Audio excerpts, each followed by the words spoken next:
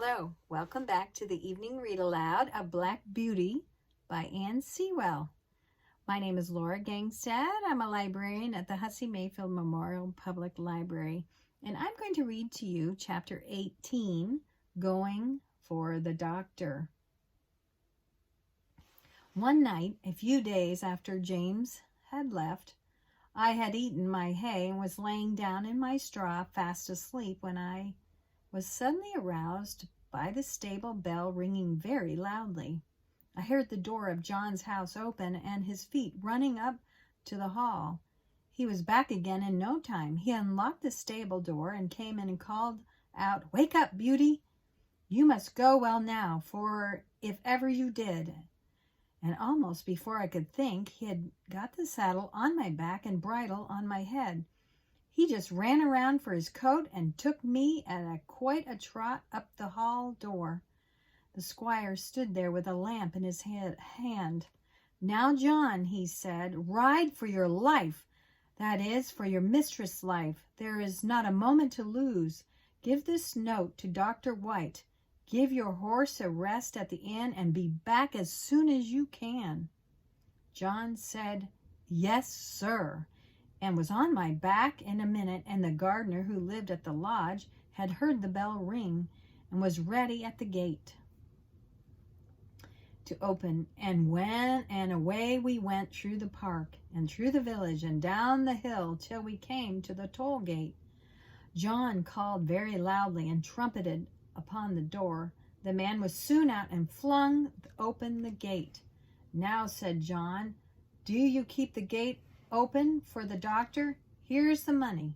And off he went again. There was before us a long piece of level road by the riverside. John said to me, "Now, Beauty, do your best."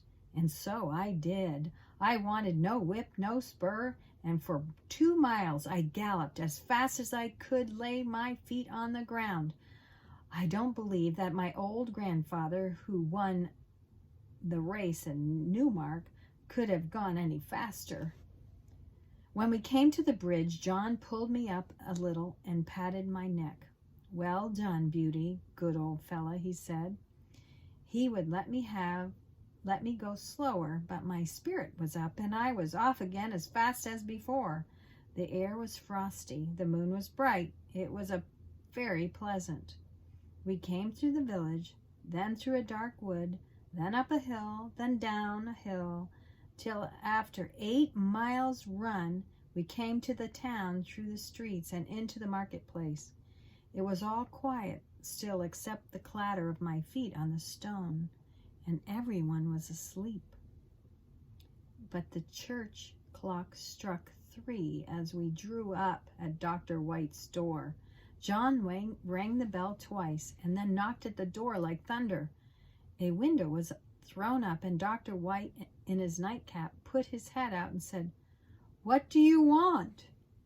"Mrs. Gordon is very ill, sir. Master wants you to go at once. He thinks she will die if you cannot get here. Here's a note." "Wait," he said. "I will come." He shut the window and was soon at the door. "The worst of it," he said, "that my horse has been out all day and is quite done up, and my son has just been sent for, and he has taken the other. What is to be done? Can I have your horse?" "He has come at a gallop nearly all the way, sir, and I was to give him a rest here, but I think my master would not be against it if you think fit, sir." "All right," he said. "I will soon be ready." John stood by me and stroked my neck. I was very hot. The doctor came out with his riding whip. "You need not take that, sir," said John. "Black Beauty will go till she drops. Take good care of him, sir, if you can. I should not like any harm to come to him." "No, no, John," said the doctor. "I hope not." And in a minute we had left John far behind. I will not tell you about our way back. The doctor was heavier man than John, and not a very good rider. However, I did my very best. The man at the toll gate had it open, and when we came to the hill, the doctor drew me up. "Now, good fellow," he said, "take some breaths." I was glad he did, for I was nearly spent. But that breathing helped me on, and soon we were in the park, and John was at the lodge gate. My master was at the hall door, for he had heard us coming. He spoke not a word. The doctor went into the house with him, and Joe led me to the stable. I was glad to get home. My legs shook under me, and I could only stand and pant. I had not a dry hair on my body. The water ran down my legs, and I steamed all over. Joe used to say, "like a pot on fire." Poor Joe, he was so young and small, and as yet he knew very little, and his father, who would have helped him, had been sent into the next village. But I am sure he did the best he knew. He rubbed my legs and my chest, but he did not put my warm cloth on me. He thought I was too hot and I should not like it. Then he gave me a pail full of water to drink. It was cold and very good, and I drank it all, and he gave me some hay and some corn, and thinking he had done right, he went away. Soon I began to shake and tremble and turn dreadfully cold. My legs ached, my loins ached, my chest ached. I felt sore all over. Oh, how I wished for a warm, thick cloth. And as I stood and trembled, I wished for John. But he had 8 miles to walk. So I lay down in my straw and tried to go to sleep. But after a while, I heard John at the door. I gave a low moan, for I was in great pain. He was at my side in a moment, stooping down by me. I could not tell him how I felt, but he seemed to know it all. He covered me up with 2 or 3 warm cloths and then ran to the house for some hot water. He made me a warm gruel, which I drank, and then I think I went to sleep.